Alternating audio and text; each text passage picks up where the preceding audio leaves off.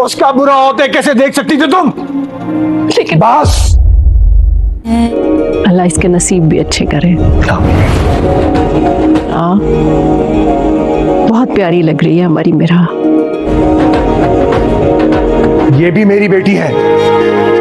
इस ड्रामा की कहानी अब एक ऐसे मोड़ पर आ खड़ी हुई है जहां सच्चाई और झूठ की जंग का फैसला होने वाला है। जैसे ही अनायजा इस घर की दहलीज पार करेगी, behzad साहब की आंखों से झूठ का पर्दा गिर जाएगा और उन पर सारी हकीकत खुलकर वजिया हो जाएगी। यह लम्हा behzad साहब के लिए किसी सदमे से कम नहीं होगा जब उन्हें एहसास होगा कि जिन पर उन्होंने आंखें बैंड करके एत पर किया, उन्हीं ने उनकी पीठ में खंजर घोंपा। behzad साहब अपनी बीवी शीरिन की इस मकारी पर शेडेड गुस्से का इजहार करेंगे। उनका गुस्सा असमन को चोने लगेगा जब वो शीरिन से सवाल करेंगे, तुम मिरहा जैसी मासूम लाड़की के लिए इतना जहर अपने दिल में कैसे रख सकती हो?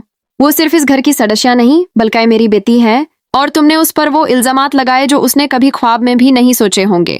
इस हंगामाखेज सूरत हाल में आखिरकार मिरहा की बेगुनाही दुनिया के सामने साबित हो जाएगी। behzad साहब को इस बात का शिद्दत से एहसास होगा कि शीरिन और उनकी बेटी ने मिलकर उनकी शफकत का नाजायज फायदा उठाया और उन्हें धोखे में रखा। शीरिन, जो हमेशा बातों से सबको मुतासिर कर लेती थी, अब बिल्कुल खामोश रह जाएगी। उसके पास ना अपनी गलती की कोई दलील होगी और ना अपनी बेटी के गुनाहों को छुपाने के लिए कोई लफ्ज बचेगा।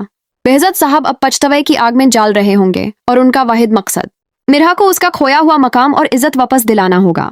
वो मिरहा की मुस्तकबिल की फिक्र में डूब जाएंगे और उन्हें असपन से बेहतर कोई और मर्द नजर नहीं आएगा।